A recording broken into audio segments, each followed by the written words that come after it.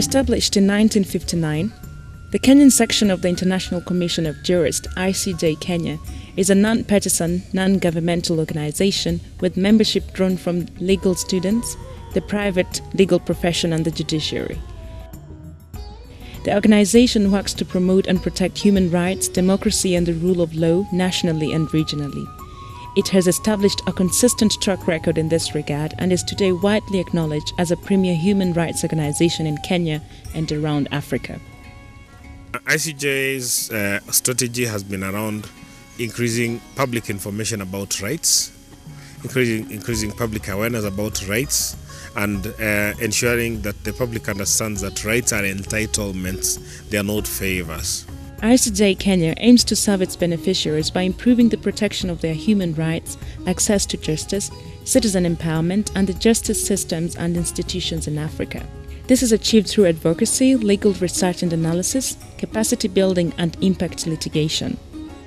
ICJ Kenya is a learning institution and an educating institution, which makes research a very important component of our work. The organization also invests in its network with key stakeholders and maintains a solid system of monitoring, evaluating and reporting the activities carried out by its secretariat to establish best practices in international human rights in Africa. M&D is a critical part in project delivery, and it helps the programs ensure that they achieve what they set out to do. And it calls for a very open organization to put in M&D in place. A couple of years ago, CISOYA awarded ICJ the overall winner under financial management in the civil society. That was very good for us because we're amongst the best in the sector. Under its democratization program, ICJ Kenya works towards the observance of democratic processes in Kenya. And on access to information, constitutional recognition of the right in the Constitution, we, together with other civil society actors in Kenya, engaged with government, and it led to the development of an access to information bill in Kenya, which I think is now at the stages of being presented to Parliament. The program supports the work of the National Assembly, county government and the Independent Electoral Boundaries Commission to undertake and consolidate reforms that are necessary for democracy in Kenya. We at ICJ provided background research on the many components that we now see in the Constitution.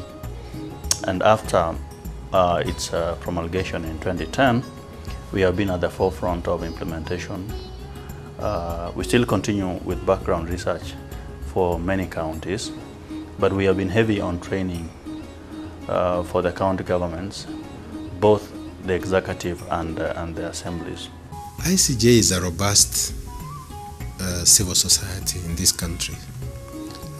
ICJ has been a critical body, and one of the distinguishing factor or character of ICJ is that it gives critical, progressive criticism where there's need for the civil society to really speak and point out where improvement can be made in terms of governance. The process of elections is not complete unless it is able to deliver justice for those with complaints about how elections had been conducted. So our support was for and in relation to electoral justice, and we worked with the judiciary a lot. So I supported the Judicial Committee on Elections Preparedness that had been established by the Chief Justice to ensure that they are prepared and able to deal with the end of elections that deals with electoral justice. The program also seeks to empower citizens to participate in the democratic process through improved access to publicly held information. We have a Freedom of Information network in Kenya that is represented in the former regions of the Rift Valley province. And some of the issues that we've empowered them to do is to demand and engage with government. And we've seen them do a lot of initiatives towards that. Under its Human Rights Protection Program, ICJ Kenya continues to advocate for improved remedies and their enforcement and equips the public with knowledge that will assist in identifying transgressions and available remedies.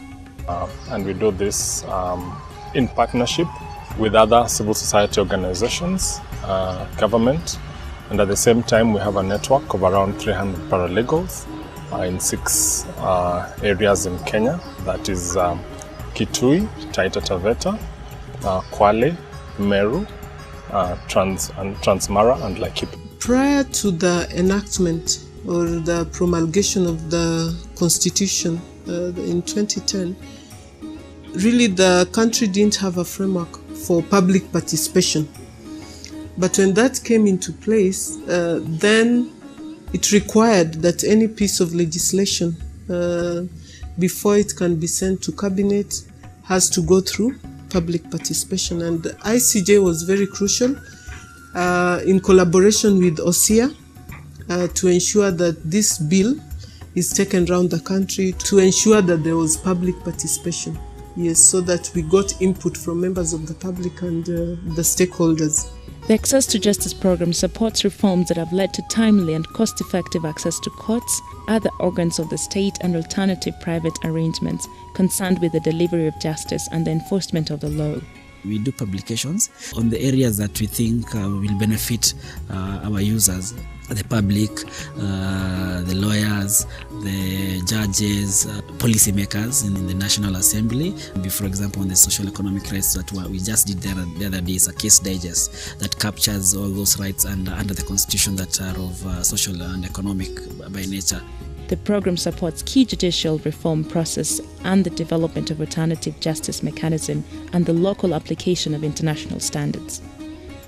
We have what we call the court users committees. Its membership draws around from the people who use the court. For example, Eldoret Court, you find people who are users or consumers of justice within those courts. They're able to come and sit down and discuss what are the issues that they are facing that are making them not access justice through the courts.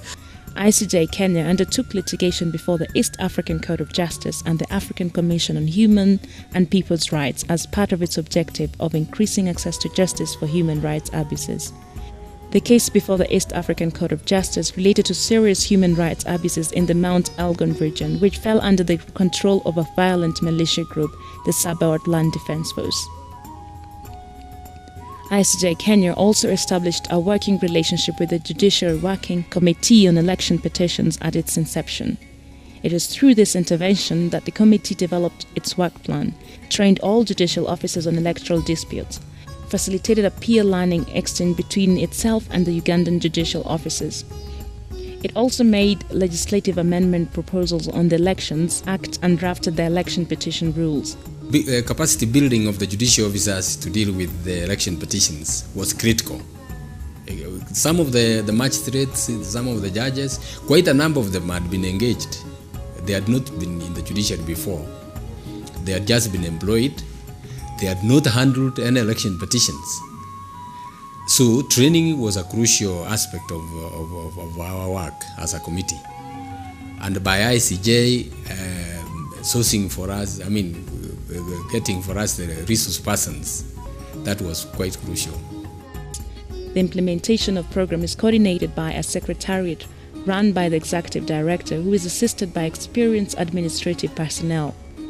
We have 16 members of staff who are permanent and 3 volunteers and 3 legal researchers. With time, ICJ has partnered with some institutions abroad, and they provide us with lawyers who come to work with us on volunteer basis. And some of these institutions include Seattle University, Canadian Bar Association, and Canadian Lawyers Abroad. ICJ Kenya is currently in the process of implementing its strategic plan, which has set out its aspirations for the year 2011 to 2015. By the end of the plan and even beyond, that will continue to see greater democratization, that human rights will be protected, and that the rule of law will be respected by everyone, irrespective of their position. ICJ Kenya has established a number of network relationships through which it seeks to carry out its mandate. The categories of ICJ Kenya's partners include donors, government departments, and individual civil society partners, both local and international, as well as grassroots organizations across Kenya. Any process of legislation development, you need partners who can lobby, and ICJ has been that to us. Through its international cooperation program, the organization supports the development of effective institutions of governance and accountability in the continent. ICJ Kenya supports the strengthening of accountability for international crimes in Kenya, Uganda, Tanzania, the Democratic Republic of Congo, Sudan, Rwanda, and Burundi. We have been able to work with journalists. We have trained journalists on how to report on ICC cases. And one of the key impacts is that now journalists look at ICJ as a credible source of information pertaining the cases and also just international criminal law. And then the second is that you have been able to file these two cases. At least victims of atrocity crimes can be able to tell their story in court. ICJ Kenya has done a lot of work in the ICC process, or generally speaking in the international criminal justice process. And right from before the post-election violence, ICJ was heavily involved in ensuring that the political and legal environment enabled the punishment of international crimes. And then in the wake of the post-election violence, ICJ was again pivotal in trying to call for sanity after the violence broke out, and trying to see if it was possible to come up with a transitional government. And one of the major milestones and achievements that we've had is when Bosco Ntaganda escaped to Rwanda and requested to be surrendered to the ICC, and there was this moment of uncertainty as to whether Rwanda would surrender him, because you see they don't have the law that enables them to surrender Ntaganda, yet he has subjected himself to a process that he says he wants to be surrendered to the ICC when he came out of the bush. And we had civil society and even the media highlighting this issue and saying that Rwanda would then be obliged, having been a beneficiary of international criminal justice, to surrender Bosco, especially because it was his request. And therefore the process took place, and he was surrendered to the ICC, and now he's facing trial. ICJ Kenya remained active in restricting the movement of Sudanese President Omar al-Bashir, against whom the International Criminal Court ICC issued 2 warrants of arrest for crimes that he allegedly committed in relation to the conflict in Darfur that began in 2003. In 2011, ICJ Kenya obtained a provisional warrant of arrest from the High Court of Kenya against President Bashir to be effected upon his visit to Kenya. ICJ Kenya also advocated for the adherence of the Kenyan government's obligation to cooperate and complement the International Criminal Court, ICC, when President Bashir was invited to attend the inauguration ceremony of the 4th President of Kenya in March 2003. As a result of this intervention, the Sudanese president did not attend the ceremony. As part of its effort towards capacity building on international criminal justice, ICJ Kenya has established a strategic relationship with the East African Magistrate and Judges Association. As Kenyans, we are proud to have introduced them to the East African Magistrates and Judges Association. In the process, they now work closely with the Uganda Judicial Officers Association. They work together closely with JMAT, Judges and Magistrates Association of Tanzania. They also work with the Rwandan Association of Judicial Officers. ICJ Kenya has also been instrumental in monitoring the cases of 7 Kenyans illegally rendered to Uganda on terrorism charges for offences in Uganda. The organization has also facilitated training for judicial officers on modes of prosecuting terrorism-related offences, and has continued to advocate for the protection of the human rights and observance of the rule of law in anti-terrorism operations in Kenya.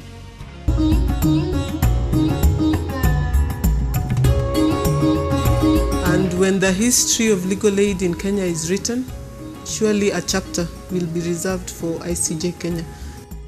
I think what the people of this country need, all of them, is justice, security, and a sense that they've got dignity and that the authorities recognize that. Are we going to be relevant in the coming years? Yes. Why? Because we are an organization that speaks for the people of this country.